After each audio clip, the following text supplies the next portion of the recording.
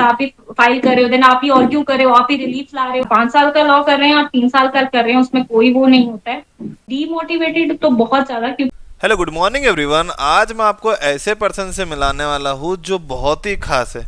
क्यों खास है? क्योंकि वो एक पिलर है डेमोक्रेसी के। जैसे कि आपने सुना होगा 3 पिलर्स ऑफ डेमोक्रेसी, उसमें से एक पिलर जैसे कि मैंने आपको बताया, तो वो जुडिशरी सेक्टर से बिलोंग करते हैं। तो चलो हम उनसे मिलते हैं, उनसे बात करते हैं और जानते हैं उनके एक्सपीरियंसेस। हेलो मीनू मैम, कैसे हो आप? हेलो अभिषेक, मैं ठीक हूँ। थैंक यू सो मच मुझे अपने यहाँ पे प्रोग्राम में बुलाने के लिए। Thank you. Thank you ma'am. तो स्टार्ट करें। यस। यस सबसे प्लीज। पहले ऑडियंस को आप ये बता दीजिए कि आप कहाँ से बिलोंग करते हो, आपकी फैमिली कहाँ से बिलोंग करती है। सबसे पहले नमस्कार सबको। मेरा नाम एडवोकेट मीनू पादा है। मैं जम्मू कश्मीर से बिलोंग करती हूँ। जम्मू कश्मीर में एक डिस्ट्रिक्ट है, डिस्ट्रिक्ट उधमपुर, वहां से बिलोंग करती हूँ। ओके, आपकी फैमिली वगैरह से भी वहीं से बिलोंग करती है? जी जी, फैमिली मेरी वहीं से है। बेसिकली हम यहीं से हैं, जेएंडके से ही हैं और रहते भी यहीं पे हैं। कूल। तो मीनू मैम, आपका जो एजुकेशन है सभी कुछ वहीं से हुआ या आपने कहीं बाहर जाके या कोई दूसरे स्टेट जाके एजुकेशन किया अपना कंप्लीट? देखिए, बेसिकली क्योंकि मैंने बताया कि मैं डिस्ट्रिक्ट उधमपुर से हूँ, तो वहां पे कोई इतने अच्छी मतलब प्लेटफॉर्म नहीं थे स्कूल कॉलेज। तो पापा और मेरे मम्मा और पापा पेरेंट्स जो हैं वो हमें, मुझे और मेरे भाई को लेके जम्मू आ गए थे, क्योंकि यहाँ पे अच्छी स्कूलिंग है। फिर यहाँ पे स्कूल्स जो है, स्कूलिंग हमारी, कॉलेज सब कुछ जम्मू में ही हुआ है। लेकिन जेएंडके से बाहर मैंने पढ़ाई जो है अभी नहीं की है। मैंने जम्मू कश्मीर में ही पढ़ाई की है, अपनी स्कूलिंग भी और कॉलेज भी। कूल। तो मीनू मैम, आज आप एक एडवोकेट हैं या आज आप एक लॉयर हैं, तो ये आपके जहन में कब आया कि टेंथ के पहले से ही आ गया था या टेंथ के बाद से आया था या आपके ग्रेजुएशन के बाद से कि मुझे एक लॉयर बनना है, मुझे एक एडवोकेट बनना है? इसके बारे में बताइए। देखिए अभिषेक, जब 9-10 तक तो मुझे ये पसंद था प्रोफेशन, क्योंकि मेरे फादर जो हैं वो पॉलिटिक्स में इन्वॉल्व थे जेएनके में। उसके साथ उनको भी बहुत था कि मेरे जो बच्चे हैं वो लॉ करें, और मुझे भी अच्छा लगता था। काफी पावरफुल प्रोफेशन और बड़ा अट्रैक्टिव प्रोफेशन लगता था। लेकिन ये नहीं पता था कि एक्चुअल में मैं लॉ कर पाऊंगी या नहीं। मतलब कोई क्लैरिटी नहीं थी, कौन से कॉलेज में जाना होता है, कौन सा फॉर्म भरना होता है, कौन सा एग्जाम देना होता है, कुछ भी नहीं। 10 तक प्रॉपर एक जो लोकल स्कूल था हमारे वहां पे पढ़ाई की मैंने। जो Jammu Kashmir state board of school education है, वहां का एक स्कूल था, वहां पर पढ़ाई की। तो वहां 9-10 में कुछ पता नहीं था। देन मैंने गवर्नमेंट स्कूल में एडमिशन लिया। Government girls high secondary school है यहाँ जम्मू में, मुबारक मंडी एरिया है, वहां पे एडमिशन लिया। तब तक मुझे एग्जैक्टली नहीं पता था। मतलब वो होता है ना कि थोड़ा सा हवा में ही है, ये भी कर सकते हैं, ये भी कर सकते हैं, ये भी। लेकिन हाँ, लॉ एक मेरे को स्पेशल जगह रखता था हमेशा से, क्योंकि पापा की मुंह से ही सुना था कि लॉ प्रोफेशन होता है, बड़ा पावरफुल प्रोफेशन होता है। तो उसके बारे में ना थोड़ा सा हमेशा से एक अट्रैक्शन ज्यादा रहती थी।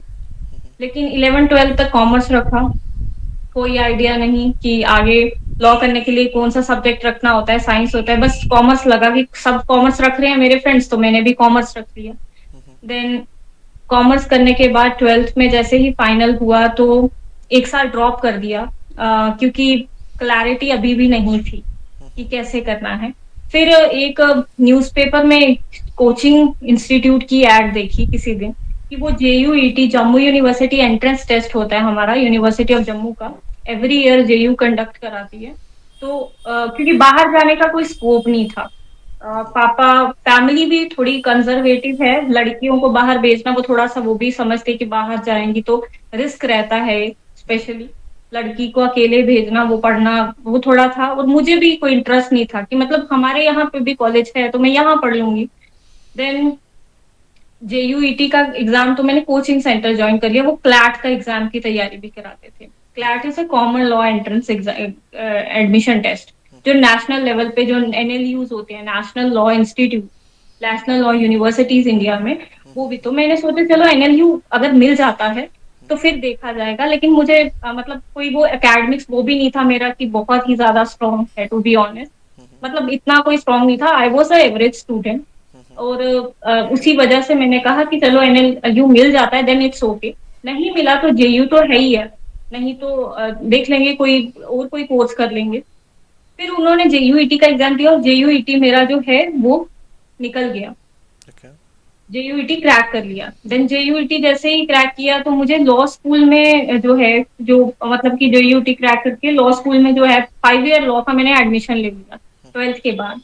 5 ईयर लॉ का एडमिशन लिया तो अब स्टार्टिंग में थोड़ा सा प्रॉब्लम हुआ, क्योंकि स्टार्टिंग में एक तो वहां पे बिल्कुल अलग सा एनवायरनमेंट था।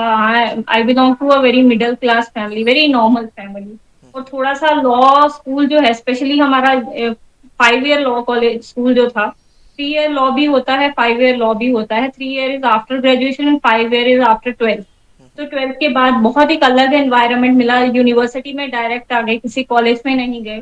और यूनिवर्सिटी में काफी बच्चे अलग अलग, क्योंकि हमारे यहाँ चेनाब वैली है, वहां उस टाउन से बच्चे आए थे, कश्मीर से कुछ बच्चे आए थे, तो लद्दाख से कुछ बच्चे थे, तो मतलब पूरा जेएनके का वहां पे सब दिखे, सब तरह के बच्चे दिखे। तो थोड़ा सा स्टार्टिंग में समझ नहीं आ रहा था कि कैसे करना है, क्योंकि नॉन लॉ सब्जेक्ट्स थे तो इतना कुछ खास वो भी नहीं हुआ। लेकिन हाँ, जैसे जैसे थर्ड सेमेस्टर में लॉ सब्जेक्ट्स आने लगे, law subjects like criminal law आने लगा, इंडियन पिनल कोड है जो हमारा, उसके बाद law of torts, Indian contract act, तो कुछ इंटरेस्ट पड़ने लगा कि हाँ अब एक्चुअल में लॉ पढ़ने का फायदा है। मतलब अभी मजा आने लगा, क्योंकि पहले हिस्ट्री इंग्लिश वही होता था जो हम अभी तक पढ़ते आ रहे थे, वही ये लॉ में भी यही पढ़ना था। लेकिन थर्ड सेमेस्टर में थोड़ा क्लैरिटी होने लगी कि हाँ अब ये लॉ सब्जेक्ट्स आने लगे हैं। फिर जब धीरे धीरे क्रिमिनल लॉ स्पेशली उसको लेके मेरे को बहुत ज्यादा इंटरेस्ट है, बचपन मतलब ड्यूरिंग माय लॉ डेज ही मेरे को क्रिमिनल लॉ पे बहुत ज्यादा फोकस रहता है। तो क्रिमिनल लॉ आने लगा, उसके बाद लोकल लॉज, कुछ एक्स्ट्रा लॉज में वैसे ही स्टडी करती थी। जैसे हमारे डोमेस्टिक वायलेंस है, protection of women from domestic violence है, बहुत सारे कानून जो है वो ऐसे ही मैं स्टडी करती रहती थी साइड बाय साइड। फिर गांव में क्योंकि पता चला कि ये बहुत बड़ी बात थी, एक गांव जहाँ पे कोई भी अभी तक लड़की प्रोफेशनल डिग्री नहीं की। बेसिकली मैंने कहा कि उधमपुर डिस्ट्रिक्ट के एक पर्टिकुलर गांव, छोटा सा गांव है हमारा, वहां पे तहसील मचालता में पड़ता है। तो वहां पे एक छोटे से गांव से मैं बिलोंग करती हूँ। तो जब उनको पता चला अरे लड़की ने कोई पेपर निकाला है और वो ना लॉ कर रही है, तो ओके। उनके लिए बहुत बड़ी बात थी ये, मतलब हमारे लिए भी थी लेकिन उनके लिए बहुत ही बड़ी बात थी कि उसके बाद अभी मेरे बाद कितनी सारी लड़कियां वहां लॉ की है, और कईयों ने एडमिशन लिया। वो लोग मेरे पास ही आते हैं कि दीदी कैसे एडमिशन लेना है, किसकी तैयारी करनी, क्या पढ़ना है, वगैरह वगैरह। तो मैं पहली लड़की अपने पूरे तहसील से फीमेल जिसने लॉ किया है। तो उनके लिए बहुत बड़ी बात थी। गांव जब भी जाना तो उन्होंने मेरे से सलाह लेने आ जाना, लीगल एडवाइस। मैंने कहा अभी मैं वकील नहीं बनी हूँ, अभी मैं सिर्फ लॉ पढ़ रही हूँ, मतलब अभी मेरी वकालत जो है, मेरे को डिग्री मिलेगी, फिर लाइसेंस मिलेगा, फिर मैं कोर्ट में केस लड़ूंगी। तो वो उनको था कि आप कोर्ट में, वो वैसे ही जज बोलता है ऑर्डर ऑर्डर जैसे मूवीज में बताते हैं, तो मतलब उनके लिए बहुत बड़ी बात थी। फिर धीरे धीरे जब मेरा मतलब लॉ में ही आगे थर्ड फोर्थ ईयर थोड़ा सीनियर में होने लगी, तो कानूनों के बारे में, हमारे लोकल लॉज होते हैं जेएनके में ना, लोकल लॉज जो हमारे थे उनके जो है थोड़ा सा मैंने एक्स्ट्रा नॉलेज लेना शुरू कर दिया। वो हमारे मतलब कि बहुत ज्यादा काम के कानून होते हैं, क्योंकि हमें असल में डेली जो हमारी चीजें होती हैं गांव में, जैसे किसी की पेंशन रुक गई है, किसी की कोई ट्रेस पास कर रहा है कोई गांव में किसी की लैंड में, या फिर इस तरह से कोई किसी को छेड़खानी कर रहा है, या फिर कोई महिला है उसको घर में मारपीट हो रही है। तो और जैसे स्टेट सब्जेक्ट होता था हमारा एक, दैट प्रूफ कि हम जेएनके के रेजिडेंट हैं, ठीक है, we are the resident of J and K. तो वो होता था, तो वो हमारे कुछ लोकल लॉज होते थे, उसके बारे में मैं पढ़ती रहती थी। और तहसील हमारा डीसी ऑफिस है, वहां भी मैं विजिट करती रहती थी कि थोड़ा सा एडमिनिस्ट्रेशन का भी वर्क देखूं, क्योंकि पापा को देखती आ रही हूँ कि बचपन से वो सेक्रेटरेट, जो सिविल सेक्रेटरेट है हमारा, जहाँ पे पूरा एडमिनिस्ट्रेशन जेएनके का होता है, दरबार मूव करता है, तो वो देखती रहती थी, वो जाते थे उनके साथ भी चली जाती थी कि थोड़ा बहुत मुझे कनेक्ट रहूं मैं इन चीजों से, एडमिनिस्ट्रेशन से, लॉ से। तो जब ऑन ग्राउंड देखा तो कागजों में भाई ये होता है, ये कानून है, वो कानून है, आर्टिकल 21 है, राइट टू लाइफ है, फ्रीडम ऑफ स्पीच है, कुछ है।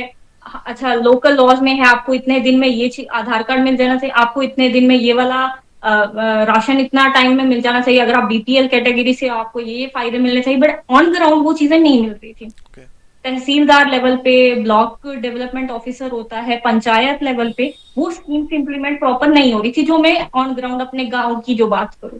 तो महिलाएं आती थी मेरे पास कि देखो हमारी पेंशन रुक गई है।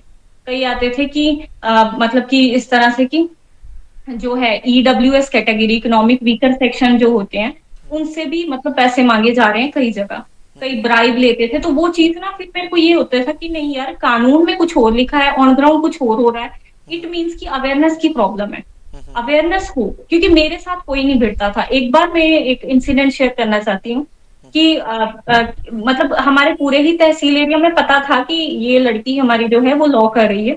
तो मैं एक बार बीडीओ ऑफिस गई। बीडीओ ऑफिस में मैंने किसी डॉक्यूमेंट के लिए कि कोई मतलब अर्जी लगाई थी, आई थिंक कोई पर्टिकुलर कार्ड था, राशन कार्ड या कुछ, अभी मुझे एग्जैक्टली याद नहीं आ रहा है। ऐसा ही एक और इंसिडेंट मैं आपके साथ शेयर करूंगी। तो उनको पहले जो वीडियो ट्रांसफर हुए थे उनको नहीं पता था, और उस डॉक्यूमेंट को जो है वो मुझे मिल जाना चाहिए, क्योंकि we belong to economic weaker section. तो हमारे कुछ जो फायदे होते हैं सरकार की तरफ से, वो चीजें हमें नहीं मिल रही थी। तो मैंने कहा कि ऐसे ऐसे ये है। तो वो कहते कि ऐसे नहीं होता है, मतलब आपको पता नहीं क्या, इस तरह से तो इतनी जल्दी नहीं होता है काम, ये नहीं होता है। तो ultimately they are asking for some bribe, या फिर वहां पे जो भी क्लरिकल स्टाफ था वो इस के बिना काम करता नहीं था। देन मैंने वहां से तहसीलदार जो थे, क्योंकि उनको पता था ये ऑफिस विजिट करती रहती है लॉ करी, और वो काफी पॉजिटिव इंसान थे, मतलब बड़े अच्छे थे। वो इनफैक्ट मुझे बताते थे कि बच्चे जब आप लॉ कर लेंगे तो फिर आप, मतलब मैं भी सोच रहा हूँ अपने बच्चे को आगे लॉ कराने की, तो आप उनको भी गाइड करना, मतलब अच्छी वो हो गई थी। तो उनको कॉल किया, तो देन उनका जब कॉल आया तो उन्होंने इमीडिएटली मुझे जो है मेरा काम कर दिया।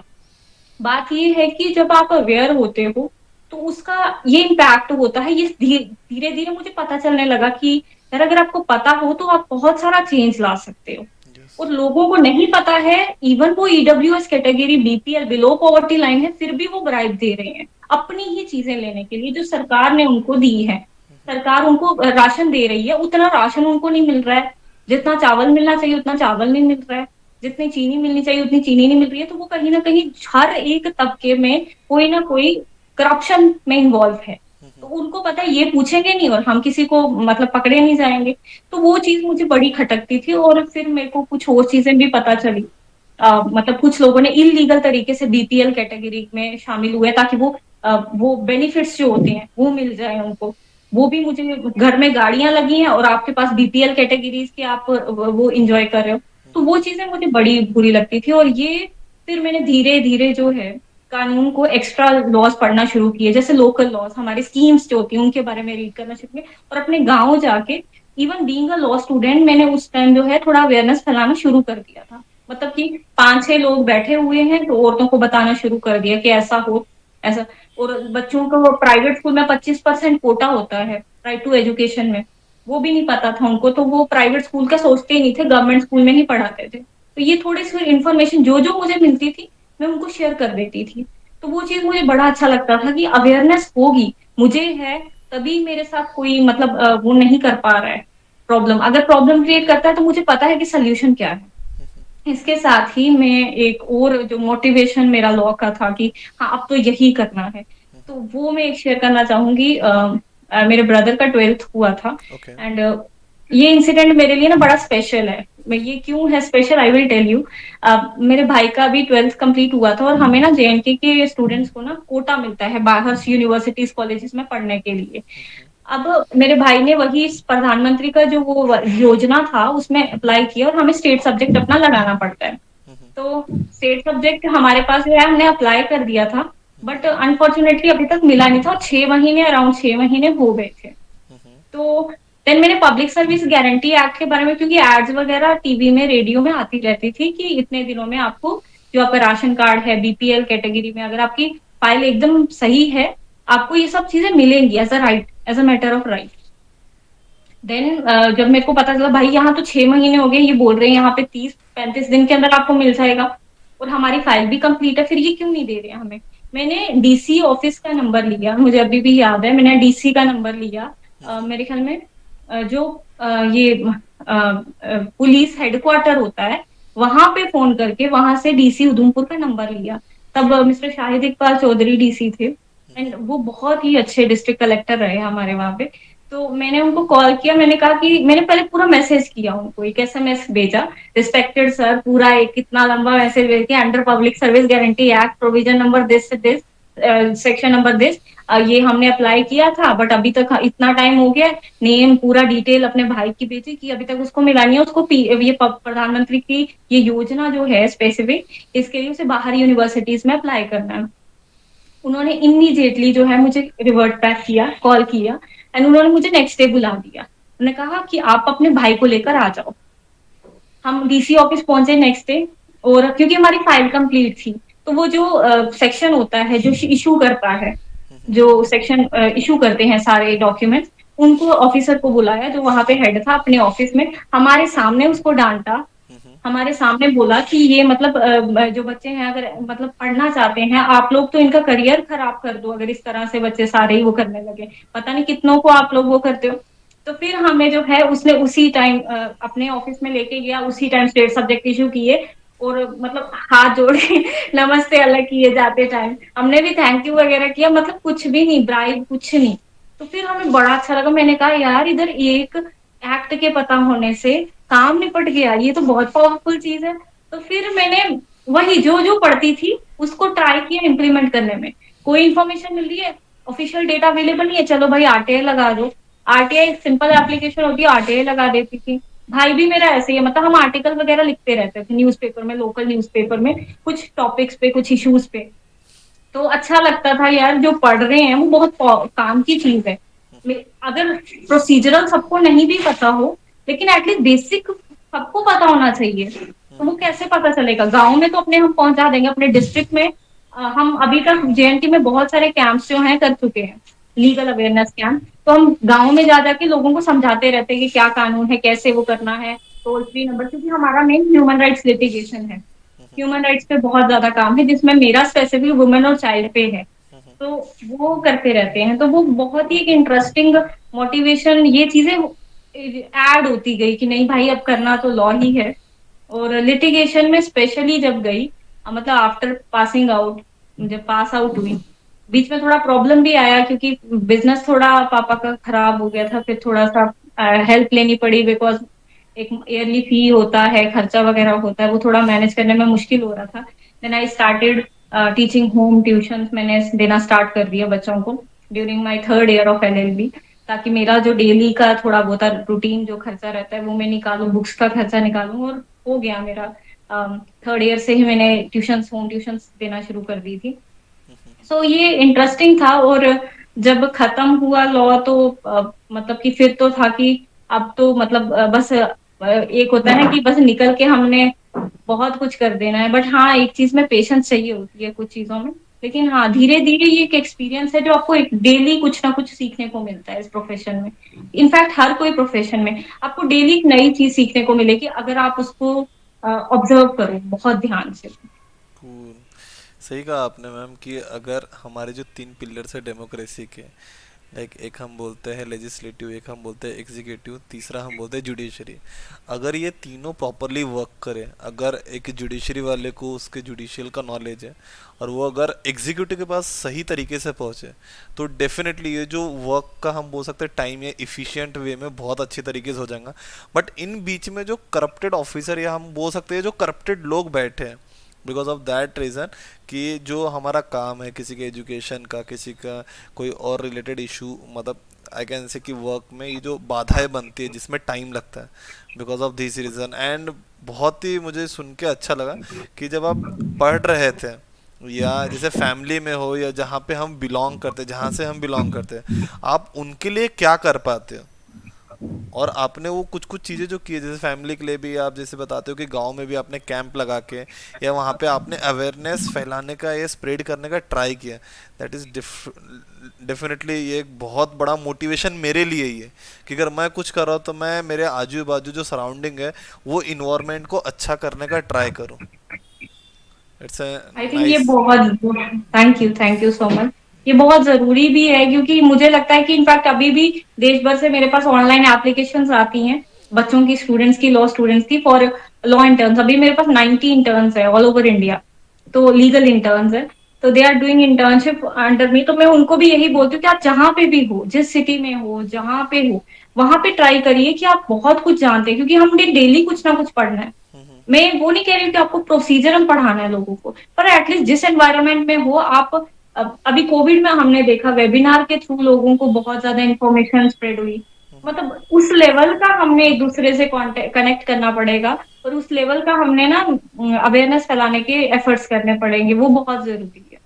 कूल। एंड मीनू मैम, एक मेरा सवाल है, जनरल क्वेश्चन इसी पे। क्या आपने, जैसे आपने बताया कि पॉश एक्ट से रिलेटेड, या जैसे आपने भाई के वो सर्टिफिकेट से रिलेटेड आपने बताया कि उस पर आपने हैंडल किया, लॉयर बनने के बाद आपके लाइफ में ऐसे कुछ इंसिडेंट आए जिसपे आपको ऐसा लगता है कि वो लॉज होना चाहिए, आई I मीन वो लॉज गवर्नमेंट ने बना के रखे, बट वो लॉज वहाँ पे यूज़ नहीं हो रहे, या उसका अवेयरनेस वहाँ पे नहीं है, तो आपको क्या लगता है? जैसे कि आपसे मैंने बात किया था तो आपने बताया था कि आईसी, जो इंटरनल कंप्लेंट कमेटी, ये होनी चाहिए, तो इसके बारे में आप एक्सपीरियंस शेयर करें और थोड़ा आइडिया दे दे सभी को, ताकि इनका भी नॉलेज रहे सभी को।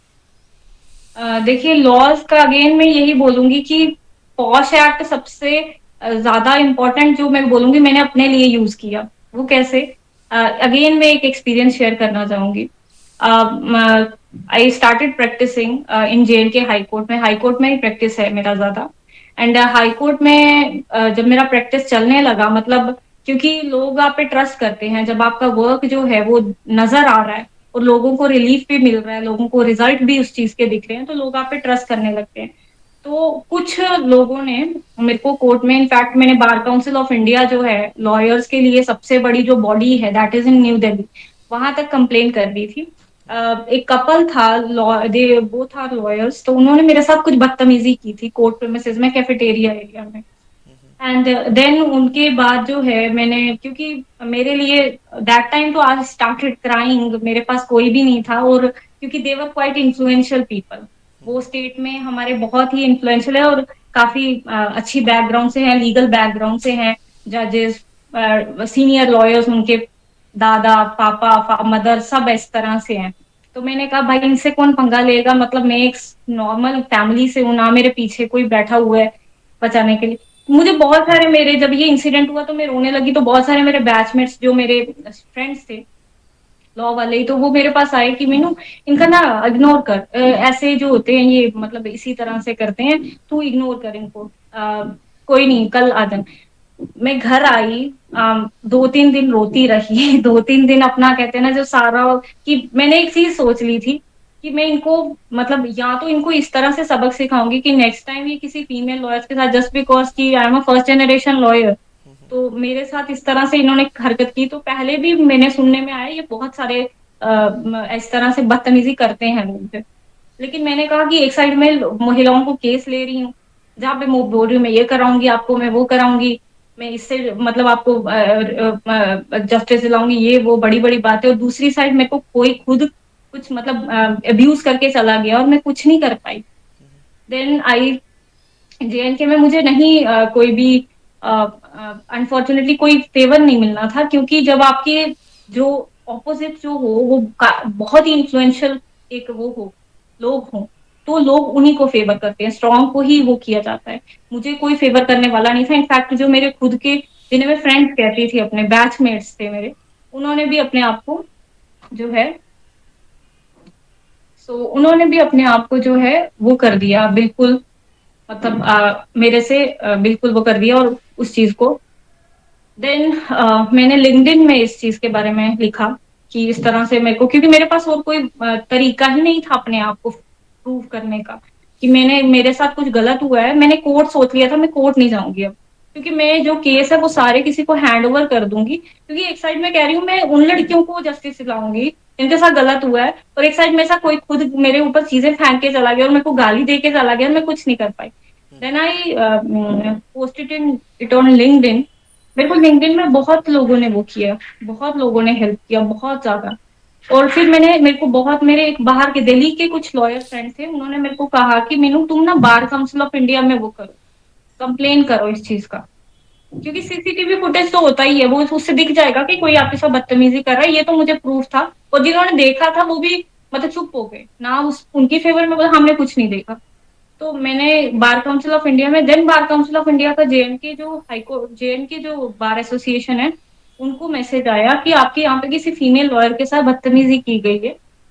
Then J and K high court bar association ने मुझे कमेटी ने मुझे बुलाया ऑफिस में, एंड मैंने उनको बताया कि ऐसे ऐसे इन दोनों हस्बैंड वाइफ ने मेरे साथ काफी बदतमीजी की, और बहुत सारे लोगों ने देखा भी विदाउट एनी रीजन, मैंने कुछ बोला भी नहीं था।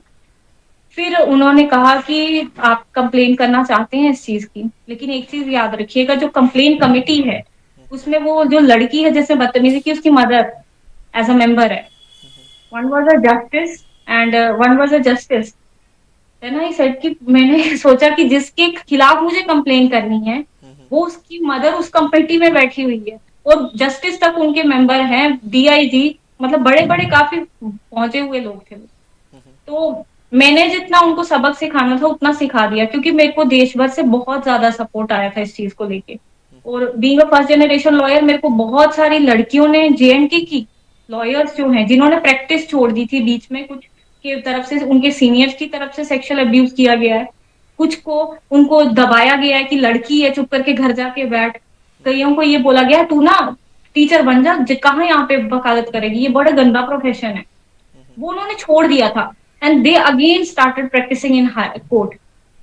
और क्या, ग्रेट। मेरे को ऐसे ऐसे मैसेजेस आए, वो इतना मेरे लिए मोटिवेशन था कि मैम आपने जो स्टेप लिया ना, आपने हमारी तरफ से बात की है, क्योंकि उन्हीं हस्बैंड वाइफ ने बहुत सारे मतलब जो यंग जनरेशन लॉयर जो जाते हैं ना, उनके साथ बहुत सारे उनसे बदतमीजी की थी। I was not the first, लेकिन वो बोले नहीं थे क्योंकि they are very influential people. मैं बोल चुकी थी और बहुत सारे लोगों ने मुझे अप्रिशिएट किया, even one or two senior designated lawyer was there को अप्रिशिएटेड कि आपने बहुत सही किया, लेकिन वही है ओपनली वो नहीं बोल पा रहे हैं।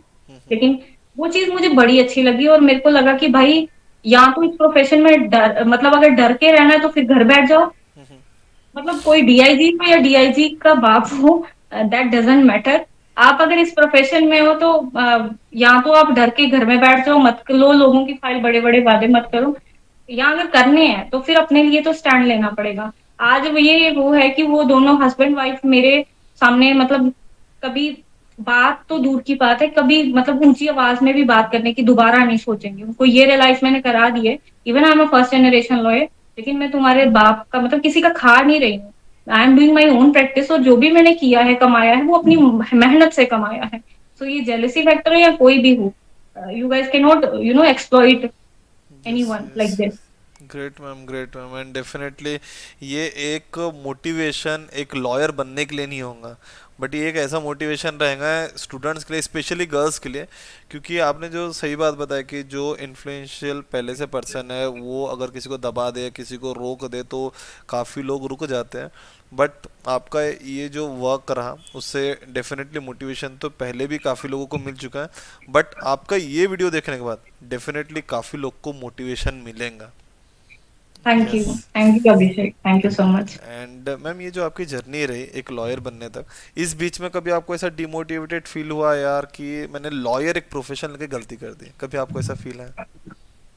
लिटिगेशन में बहुत आता है, क्योंकि कई लोग इजी वे निकाल देते हैं, या तो एकेडमिक्स में चले जाएंगे, कोई एग्जाम वगैरह क्रैक कर लेंगे, पढ़ेंगे एक दो साल। लेकिन मैं ये अफोर्ड नहीं कर सकती, क्योंकि अभी मतलब इस एज में हम होते हैं कि जहां पे आप पेरेंट्स से कुछ नहीं मान सकते हो, you have to do everything by yourself only, and आप पेरेंट्स पे ऑलरेडी उन्होंने इतना पढ़ा दिया आपको। तो लिटिगेशन में होता है, कभी बहुत अप चला जाता है, अच्छे खासा आपको मतलब केसेस अच्छे आते हैं, बहुत कुछ होता है। कभी ऐसा होता है कि आप थक जाते हो, because you are a first generation lawyer, कोई बैक नहीं है, आपको सब खुद से ही करना है। मतलब एक वो लोग हैं जिनको पीछे से एक कहते हैं ना, एक हरारकी उनकी चली आ रही है, दादा, फादर, बेटा, उसके बाद उनका बेटा, मतलब एक बहुत सपोर्ट सिस्टम है पीछे। लेकिन being a first generation lawyer एक बहुत, ये मेरे से बहुत सारे फर्स्ट जनरेशन लॉयर रिलेट कर पाएंगे कि ये सिर्फ मेरे ही नहीं है, एवरी फर्स्ट जनरेशन लॉयर, क्योंकि इसमें आपको क्लैरिकल वर्क से लेके आर्ग्यूमेंट तक कोर्ट में खुद ही करना है। ओके। आप खुद ही अपने क्लर्क हैं, आप खुद ही अपने टाइपिस्ट हैं एक स्टेज पे, यू कैन नॉट अफोर्ड कि आप टाइपिस्ट एक हायर करें और टाइप करने के लिए दे। You are the typist, you are the clerk, you are the filing counter में अपने फाइल्स लेके जा रहा है, आप ही उसमें वो कर रहे हो, क्योर कर रहे हो डिफेक्ट्स, आप ही फाइल कर रहे हो, देन आप ही आर्ग्यू कर रहे हो, आप ही रिलीफ ला रहे हो, everything you are doing by your own self. बाद में धीरे धीरे जब आपके पास आप अच्छा परफॉर्म करने लगते हैं, लोग आप पे ट्रस्ट करने लगते हैं, क्योंकि ये और मेडिकल प्रोफेशन ऐसा है जहाँ पे ज्यादातर लोगों को एज के बेसिस पे जज किया जाता है। अरे ये तो यंग लॉयर है, ये कर पाएगा। लेकिन बीइंग अ यंग लॉयर, जब आप ऐसे ऐसे ऑर्डर्स निकालते हो कोर्ट से, फिर आप पे ट्रस्ट करने लगते हैं, एक 10 को बताएगा आगे, फिर ऐसे ऐसे आपको। लेकिन हाँ, फर्स्ट जनरेशन लॉयर में चैलेंजेस बहुत है। आपको प्रूव करना पड़ेगा अपने आप को, आपको, क्योंकि आपको कुछ सर्वाइव करना है और आपके पास कोई ऑप्शन नहीं है। एकेडमिक्स में मैं स्ट्रांग भी इतनी नहीं थी कि मैं सोच रही थी कि मैं आईएएस क्लियर कर दूंगी या फिर मैं जुडिशरी क्लियर कर दूंगी। वो मुझे लगता भी नहीं था, क्योंकि एक आपको कम से कम 1 से 1.5 साल 2 साल आपको कोचिंग सेंटर में देना है, और कोचिंग के भी मेरा उस स्टेज में नहीं थी कि आई कैन अफोर्ड कोचिंग का फी 1 लाख 1.5 लाख रुपए दिल्ली जाके कोचिंग लेना and all that, I can not. So मैंने यही सोचा कि क्यों ना वकालत में ही अपने आप को वो किया जाए।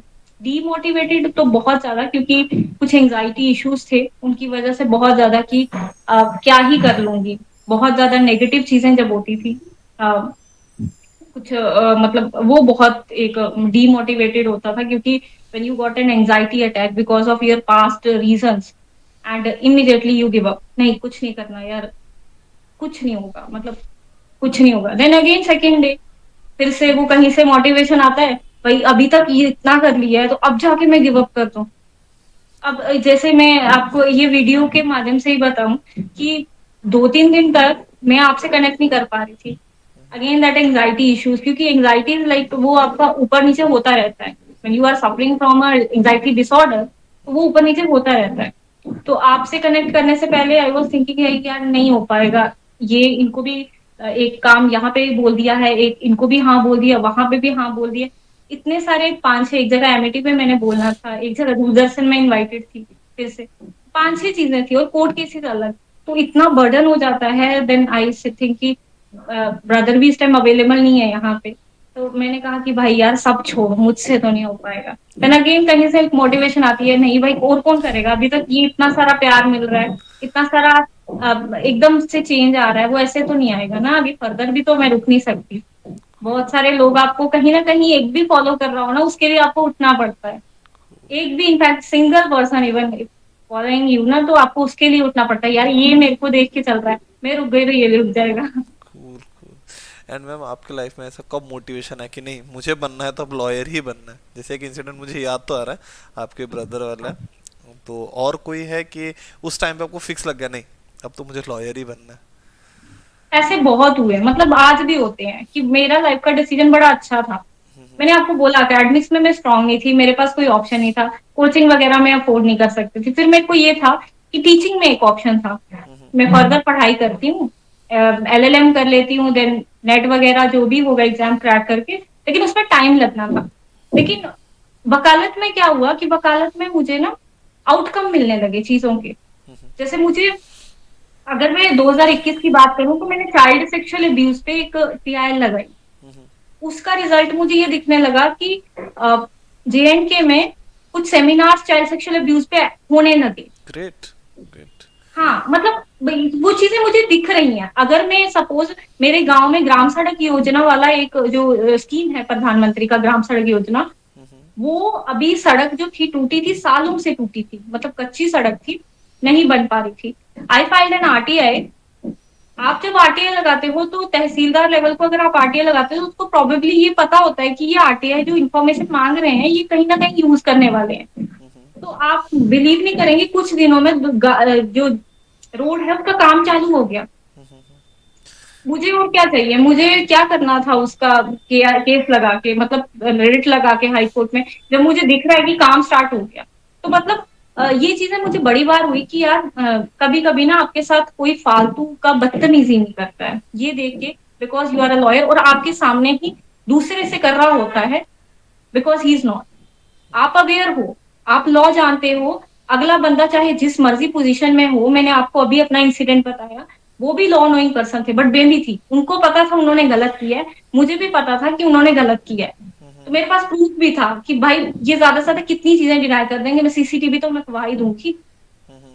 और कितना बुखार तो सब कुछ दिख जाएगा, चलो कोई भी नहीं मानेगा, सीसीटीवी में तो सब दिख जाएगा, बदतमीजी करे, चीजें फेंक के मेरे पे कोल्ड ड्रिंक का बॉटल गाली गलौज दे रहे हैं। तो मेरे को इतना श्योर था कि व्हेन यू आर राइट ना, मैं ये बड़ी जगह बोलती हूँ, जब आप सही होते हो ना, आपको शॉर्ट टर्म में नुकसान हो सकता है मे बी, लेकिन आपको लॉन्ग टर्म में कभी नुकसान नहीं होता, क्योंकि आप बहुत श्योर होते हो कि आप क्लियर हो अपने मन से, आप किसी का बुरा नहीं चाहते हो और आपको कहीं ना कहीं एक कोई आप भगवान कह लो या कोई भी, एक सपोर्ट आपको रहती है, वो आपको हमेशा देख रहा होता है। Yes, yes, yes, definitely ma'am. अगर हम कोई चीज कर रहे हैं और अगर उसका हमें आउटकम मिलता है, तो हमें भी वो, जैसे मेरा भी एक मानना है कि अगर मैं कुछ कर, अगर मुझे उसका आउटकम मिल रहा है, तो हम उसी से ज्यादा अट्रैक्ट होते चलते हैं, उसी को हम, एक टाइम आता है कि उसी से हम पैशनेट होते चलते हैं, रिजल्ट राइट। अच्छा मिलते रहता है और हम उस पर एफर्ट्स और लगाते रहते हैं। ओके, बिल्कुल सो बिल्कुल। Meenu ma'am, do you have any kind of like suggestion for the upcoming generation? क्योंकि काफ़ी ऐसा होता है, जैसे मेरे पास भी काफ़ी स्टूडेंट आते हैं कि सर मुझे कौन से सेक्टर में जाना चाहिए, तो काफ़ी लोग के पहले तो दो ही ऑप्शन होते हैं, इंजीनियरिंग एंड डॉक्टरी। एंड अगर मुझसे, आई कैन से 100 में से एक आधी पर्सन होगा जिसने बोला होगा कि मुझे लॉयर बनना है। So what's your thought, like becoming a lawyer is also a good option, और व्हाट्स योर थॉट? देखिए, अभी मैं कहूंगी कि अभी ऐसा नहीं है, बहुत सारे स्टूडेंट लॉ लॉ कर रहे हैं, बहुत सारे स्टूडेंट लॉयर बनना चाहते हैं और लॉ में जाना चाहते हैं, क्योंकि ये ना फ्यूचर में बहुत ज्यादा इवॉल्व होने वाला है प्रोफेशन है, और बहुत सारे ऑप्शन है आपके पास। लॉ जो करना चाहते हैं, जो अभी स्टूडेंट्स हैं या फिर एस्पायरिंग वो हैं, मैं उनको यही बोलूंगी कि आप जो क्लैट का एग्जाम होता है, जो आपके स्टेट लेवल पे होता है या सेंट्रल लेवल पे है, स्टेट लेवल पे आपकी अपनी यूनिवर्सिटी का है, you need a 5 year degree law और 3 ईयर। आप ग्रेजुएशन के बाद भी कर सकते हैं, इट डजेंट मैटर आपने बीकॉम रखा था, बीएससी रखा था, बीए रखा था, कुछ भी, कोई भी सब्जेक्ट आपने किया, लॉ का यही सबसे खूबसूरत बात है। आप किसी भी लाइफ के मोड में अगर आपको लगा कि भाई लॉ करना है, तो आप कर सकते हैं। आप बीए करें, कुछ भी करें, आप 3 ईयर लॉ कर सकते हैं, 12वीं के बाद आप एलएलबी करें। अपने लॉ कॉलेज के टाइम, ये मैं अपने इंटर्न्स को भी बोलती हूँ, अपने लॉ कॉलेज के जब आप लॉ कर रहे हैं, आपको जो भी इंफॉर्मेशन मिल रही है, कोशिश करिए, हर चीज नहीं, बट जिस भी, कई लोगों को एनिमल राइट्स में इंटरेस्ट होता है, कईयों को किसी पर्टिकुलर इशू पे इंटरेस्ट होता है, आप उस टॉपिक के लिए वोकल हो जाइए, वो आपको लॉन्ग टर्म में बहुत हेल्प करेगा, क्योंकि आप कहीं ना कहीं अपनी पढ़ाई को जब यूटिलाइज कर रहे हो, वो आपको एक इंटरेस्ट जो है ना, और ज्यादा उस पढ़ाई में करेगा, और वो आपको एक लॉन्ग रन में ना एक बहुत, आपको अच्छे अच्छे रिजल्ट्स उसके दिखने लगेंगे। तो उसको, अपनी पढ़ाई को यूटिलाइज कीजिए। 5 साल का लॉ कर रहे हैं, आप 3 साल का कर रहे हैं, उसमें कोई वो नहीं होता है। एनएलयू वालों को हाँ कई जगह प्रेफरेंस मिलती है, जो कॉर्पोरेट में जाना चाहते हैं उनको बहुत प्रेफरेंस मिलती है, एनएलयू जो नेशनल लॉ यूनिवर्सिटी के स्टूडेंट्स हैं। बट मैं यही बोलूंगी, आप लिटिगेशन में जाना चाहते हैं, क्योंकि मैं लिटिगेशन में हूँ, तो मैं यही बोलूंगी कि आप हाँ, बीच में सिचुएशंस आएंगी जो आपको गिव अप करने के लिए बोलेंगी, बट डोंट गिव अप। आप अपने मोटिवेटर खुद ही हैं, अपने आप को जैसे भी मोटिवेट करना है करें। आ, बहुत सारी प्रॉब्लम्स आती हैं, फाइनेंशियल क्राइसिस आते हैं, घर वालों से नहीं मान सकते हैं, खुद इतना अच्छा खासा वकालत चल नहीं रही है, बहुत दिक्कत आती है। और थोड़ा सा कोशिश करें कि अभी पेड इंटर्नशिप भी होती है, जो लॉ स्टूडेंट्स हैं, पेड इंटर्नशिप है, वहां पे अप्लाई करते रहें, इंटर्नशिप्स करें बहुत सारी, जैसे विमेन कमीशन है, नेशनल ह्यूमन राइट्स कमीशन है, दिल्ली में तो बहुत सारे प्लेटफॉर्म्स हैं।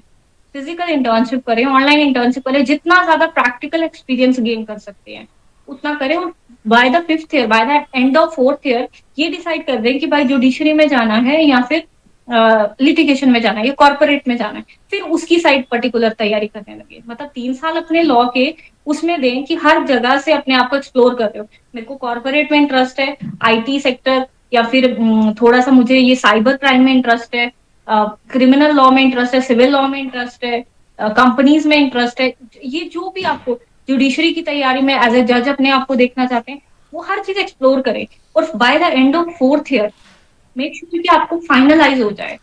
ये चीजें मुझे नहीं हुई थी, लेकिन आपको हो जानी चाहिए, क्योंकि वो क्या होता है कि एक फिर आप ना जल्दी क्लियर होते हो अपने विजन को लेके कि हाँ मुझे क्या करना है, टाइम कम वेस्ट होता है।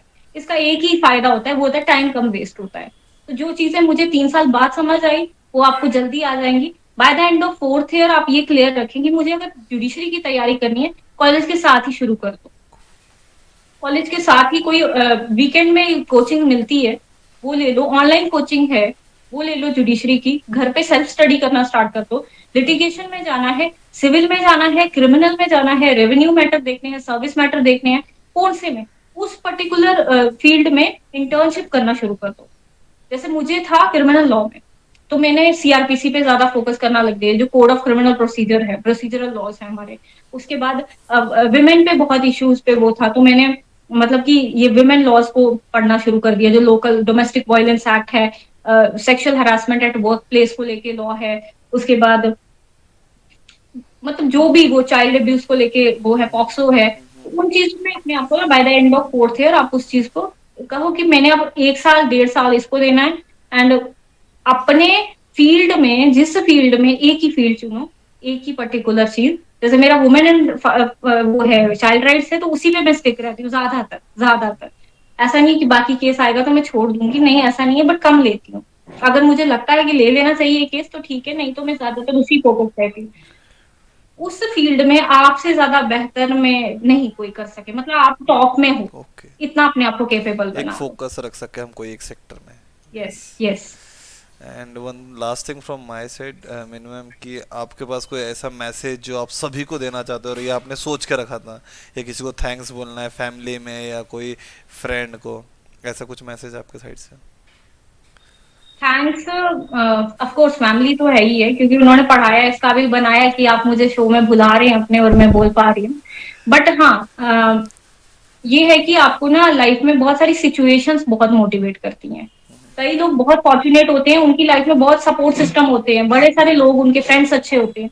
बट मेरी लाइफ में ज्यादातर जो सिचुएशन मुझे मोटिवेट की, वो मेरी लाइफ में ऐसी सिचुएशन आई, मतलब anxiety is also part of a motivation for me, कि आपकी इतनी वर्स्ट लाइफ, इतनी वर्स्ट मेंटल कंडीशन होने पर भी you are trying, that is my motivation. If I can do, definitely अगर इस सिचुएशन में मैं कर पा रही हूँ, तो मैं अगर अपने आप को थोड़ा काम रखूं तो I can definite I can do anything.